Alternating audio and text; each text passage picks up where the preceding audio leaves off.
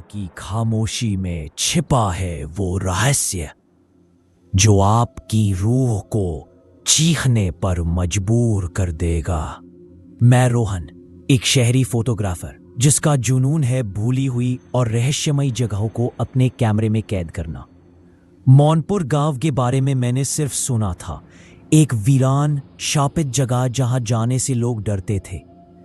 मुझे लगा ये सिर्फ पुरानी आपदा की कहानी है, पर उस गांव की खामोशी में एक ऐसा भयानक सच छिपा था जिसने मेरी रूह को हमेशा के लिए जकड़ लिया। मेरी फोटोग्राफी का जुनून मुझे अनजाने डर की गहरी खाई में खींच लाया, जहां से वापसी का रास्ता शायद अब मुश्किल है। उस गांव की हर सांस में एक अनकहा खौफ था और मैं उसी खौफ के जाल में फंसता चला गया। मैं रोहन, आज जो बात बताने जा रहा हूं उसे सुनकर शायद आप नींद गवा बैठें। ये कोई मनगढ़ंत कहानी नहीं, बल्कि उस भयानक सच की गूंज है जिसने मेरी रूह को हमेशा के लिए अपने शिकंजे में कस लिया है। सब कुछ शुरू हुआ मौनपुर गांव से, एक ऐसा गांव जिसका नाम सुनकर भी लोग अपनी आंखें फेर लेते थे। मैं एक शहरी फोटोग्राफर पुरानी और भूली हुई जगहों को अपने कैमरे में कैद करने का जुनून पाले हुए था। मौनपुर के बारे में मैंने बस इतना सुना था कि वो सालों पहले किसी महामारी या आपदा के कारण वीरान हो गया था, सुनसान पहाड़ियों के बीच छिपा हुआ, जहां तक पहुंचने का रास्ता भी जैसे प्रकृति ने खुद निगल लिया हो। यही रहस्य मुझे वहां खींच ले गया। मेरी गाड़ी ने आखिरी ढलान पार की और सामने मौनपुर का स्याह मंजर फैल गया। हवा में एक अजीब सी नमी थी और सड़ी हुई पत्तियों की गंध मेरे नथुनों में भर गई। सूरज की किरणें भी जैसे यहां पहुंचते पहुंचते दम तोड़ देती थी। धूल भरी कच्ची सड़क पर मेरे टायरों की आवाज भी अजीब सी गूंज रही थी। गांव में कदम रखते ही एक असहनीय खामोशी ने मुझे घेर लिया, इतनी गहरी खामोशी कि मुझे अपनी धड़कनें भी साफ सुनाई देने लगी। टूटी हुई दीवारें, सूखी लताएं जो दरवाजों और खिड़कियों को जकड़े हुए थी, हर तरफ वीरानगी का साम्राज्य था। मैंने अपना कैमरा निकाला, पर हाथ कांप रहे थे। मेरे जहन में एक सवाल कौंध रहा था, क्या सच में ये गांव सिर्फ वीरान है या इसके खालीपन में कुछ और छिपा है? मुझे लगा जैसे कोई मुझे देख रहा है। हर टूटी खिड़की से, हर घनी झाड़ी के पीछे से अनजानी निगाहें मुझ पर टिकी थी। ये महज मेरा वहम था या कोई असलियत? ये सवाल मुझे भीतर तक डरा रहा था। अगले कुछ घंटे मैंने गांव की गलियों में भटकते हुए बिताए। हर घर एक कहानी सुना रहा था। टूटी हुई चूड़ियां, पुराने मिट्टी के बर्तन, सब कुछ वहीं छोड़ दिया गया था, जैसे लोग अचानक गायब हो गए हो। लेकिन गांव पूरी तरह खाली नहीं था। एक पुराने बरगद के पेड़ के नीचे, जहां धूप भी मुश्किल से पहुंचती थी, मैंने कुछ बूढ़े चेहरों को देखा। 3-4 बुजुर्ग जिनकी आंखों में एक अजीब सी बेजानगी थी। वे मुझे घूर रहे थे। उनकी निगाहों में न कोई सवाल था, न कोई हैरानी, बस एक ठहरी हुई उदासीनता। जब मैं उनके पास गया तो उन्होंने कोई जवाब नहीं दिया, बस उनकी आंखें मुझे घूरती रहीं, मानो मैं कोई अजूबा हूं या शायद कुछ और। उनकी झुर्रीदार त्वचा, फीके पड़ चुके कपड़े और वो निस्पंद आंखें, मुझे अजीब सी बेचैनी होने लगी। जैसे जैसे दिन ढला, दूर से आती हुई बहुत धीमी, लगभग फुसफुसाहट जैसी आवाजें, कभी हवा के साथ सरसराहट, कभी पत्तों की खड़खड़ाहट, तो कभी जमीन से आती हुई एक मंद गूंज। ये आवाजें इतनी धीमी थीं कि मैं उन्हें अपने दिमाग का वहन समझ सकता था, लेकिन मेरे भीतर का डर जानता था कि ये सच थी। मुझे याद है, उस रात मुझे लगा जैसे कोई मेरे कमरे के बाहर टहल रहा है। उसकी धीमी, नपी तुली चाल की आवाज मेरे कानों में लगातार आ रही थी। मैं सांस रोके पड़ा रहा, आंखें बंद किए, ये दुआ करता रहा कि सुबह जल्द हो जाए। सुबह हुई, पर सूरज की रोशनी भी उस डर को मिटा ना पाई। मैंने गांव के केंद्र में एक अजीब सी जगह देखी। वो एक पुराना पत्थर का कुआं था, पर उसके चारों ओर कुछ अजीब से प्रतीक बने हुए थे। ये प्रतीक किसी भाषा में नहीं थे, बल्कि ज्यामितीय आकृतियों और अजीबोगरीब रेखाओं का एक जटिल जाल थे। कुएं का मुहाना एक भारी पत्थर से ढका हुआ था जिसे कई जंजीरों से कसकर बांधा गया था। मुझे लगा जैसे गांव का सारा रहस्य इसी कुएं में दफन है। जब मैं उसे छूने के लिए आगे, उनकी आंखें अब भी बेजान थीं, पर उनके चेहरों पर एक हल्की सी घबराहट थी। उन्होंने मुझे बिना कुछ कहे बस आंखों के इशारे से पीछे हटने को कहा। उनकी इस हरकत ने मेरे शक को और गहरा कर दिया। दोस्तों, अगर आपको ये कहानी पसंद आ रही है तो इसे लाइक करना न भूलें। कमेंट करके बताएं कि आपको क्या सबसे डरावना लग रहा है। अपने दोस्तों के साथ शेयर करें और हमारे चैनल को सब्सक्राइब ज़रूर करें ताकि आप ऐसी और खौफनाक कहानियां मिस ना करें। आपकी हौसला अफजाई हमें और अच्छी कहानियां बनाने में मदद करती है। मैंने उनसे फिर बात करने की कोशिश की, उनके गांव के बारे में, उन प्रतीकों के बारे में पूछने की कोशिश की, पर उन्होंने बस सर हिला दिया और वापस बरगद के नीचे जा बैठे। उनकी आंखों में कुछ ऐसा था जो मुझे डरा रहा था, एक गहरी उदासी और एक अनकहा भय। मैं समझ गया कि वो कुछ बताना नहीं चाहते या शायद बता नहीं सकते। रात फिर से आने वाली थी और इस बार मेरे दिल में एक नया डर पनप रहा था। मुझे लग रहा था कि मैं किसी ऐसी जगह आ गया हूं जहां से वापसी का रास्ता शायद अब मुश्किल है। दूसरी रात मौनपुर में मेरे लिए एक इम्तिहान थी। उस टूटे घर की दीवारों से, फर्श से ऐसा लग रहा था जैसे कोई मुझसे बात करने की कोशिश कर रहा हो। फुसफुसाहट अब सिर्फ आवाजें नहीं थीं, बल्कि मुझे लगा जैसे वो मेरे नाम से मुझे पुकार रही हैं। मेरे कमरे में रखी मेरी पानी की बोतल लुढ़क गई। हालांकि कोई हवा नहीं थी। मेरी टॉर्च की रोशनी में चीजें हिलती हुई दिखी, अलग झपकते ही गायब हो जाती। मेरी छाती में एक भारीपन महसूस होने लगा, जैसे कोई अदृश्य वजन मेरे ऊपर बैठा हो। सांस लेने में भी दिक्कत होने लगी। मैं पूरी रात एक कोने में सिमटा रहा, कांपते हाथों से अपना कैमरा पकड़े हुए, शायद रिकॉर्ड करने के लिए कि मैं पागल नहीं हो रहा हूं। सुबह होते ही मैं उस कुएं के पास पहुंचा। मुझे लगा कि यहां कुछ तो है जो मुझे अपनी ओर खींच रहा है। इस बार मैंने बूढ़े लोगों का इंतजार नहीं किया। मैंने आसपास की जमीन खंगालनी शुरू की और फिर एक झाड़ी के पीछे मुझे एक पुरानी दीमक लगी हुई लकड़ी की पेटी मिली। पेटी के अंदर कुछ फटी हुई पीली पड़ चुकी डायरियां थी। उनकी स्याही भी धूमिल हो चुकी थी, पर कुछ ये डायरियां किसी पुरानी भाषा में थीं, लेकिन कुछ पन्ने हिंदी में लिखे थे, शायद किसी बाहरी व्यक्ति द्वारा। उनमें उस गांव के इतिहास का भयानक सच दर्ज था। इन डायरियों में लिखा था कि सदियों पहले मौनपुर में एक भयंकर सूखा पड़ा था। फसलें सूख गई, जानवर मरने लगे और गांव भुखमरी की कगार पर था। तब गांव के मुखिया और कुछ बुजुर्गों ने एक प्राचीन शक्ति की आराधना की, एक ऐसी शक्ति जो जमीन के भीतर रहती थी।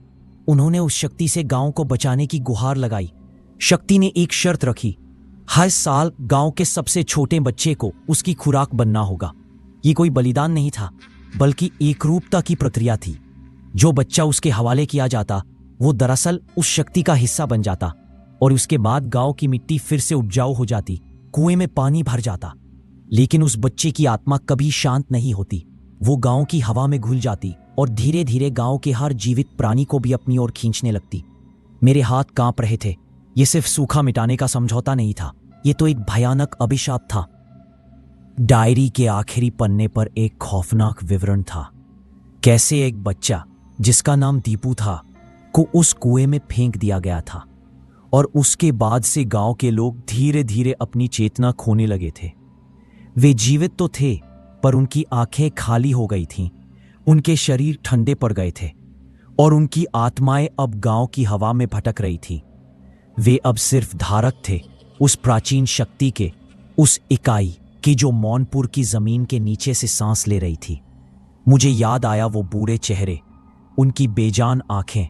वे सिर्फ डर नहीं रहे थे, वे तो खुद उसी अभिशाप का हिस्सा बन चुके थे।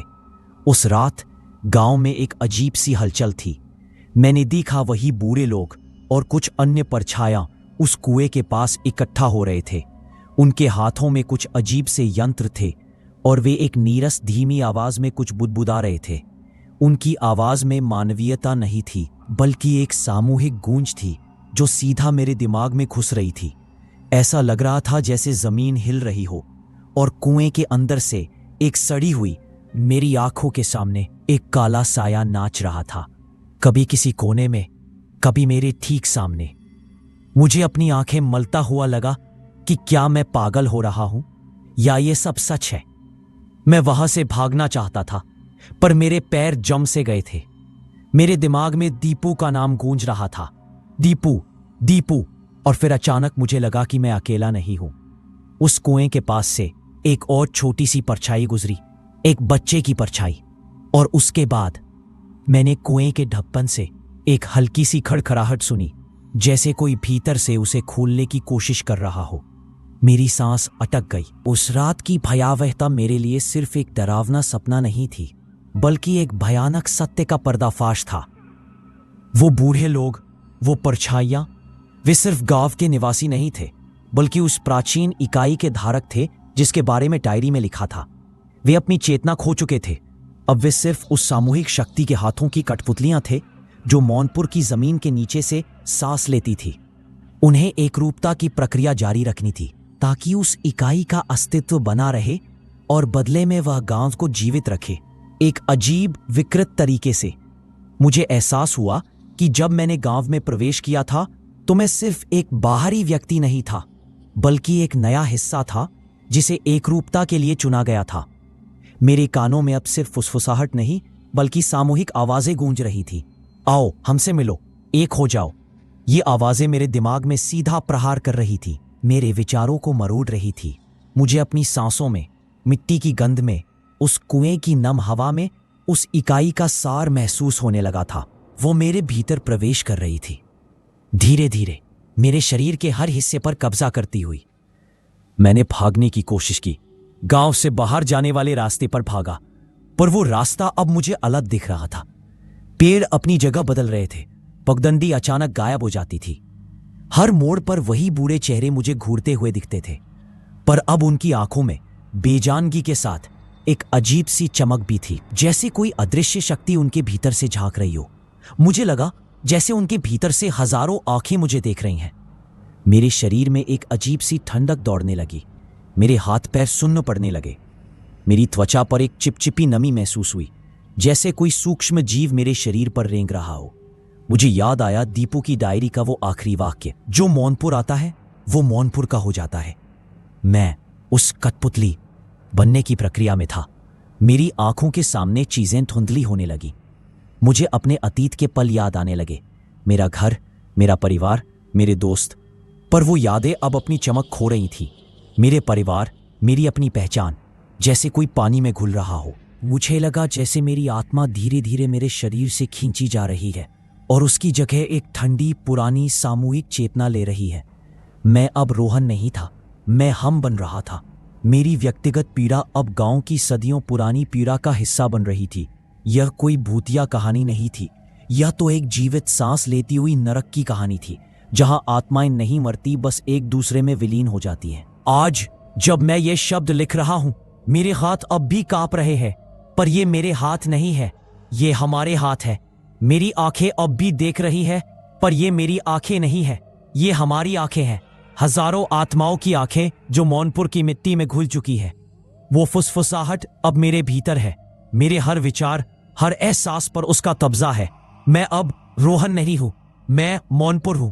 वो कुआं, वो पत्थर, वो प्रतीक सब एक जाल था, एक ऐसी आत्मा को फंसाने का जाल जो अपनी इच्छा से इस गांव में आई थी।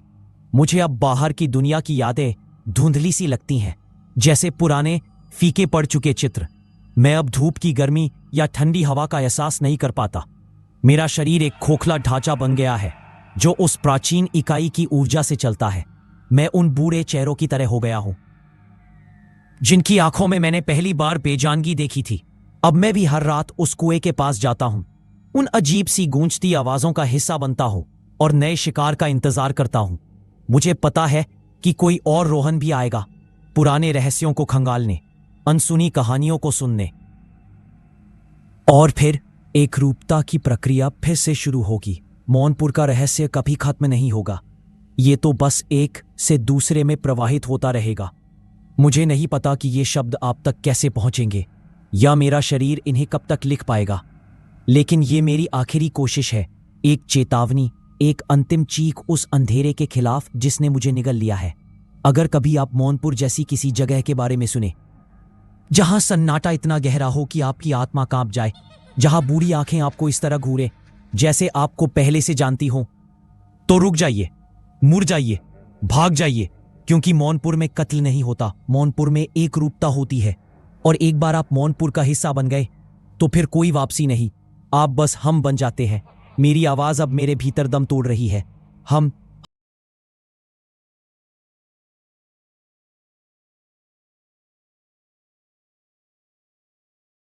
मेरी कहानी सुनी इसके लिए बहुत धन्यवाद।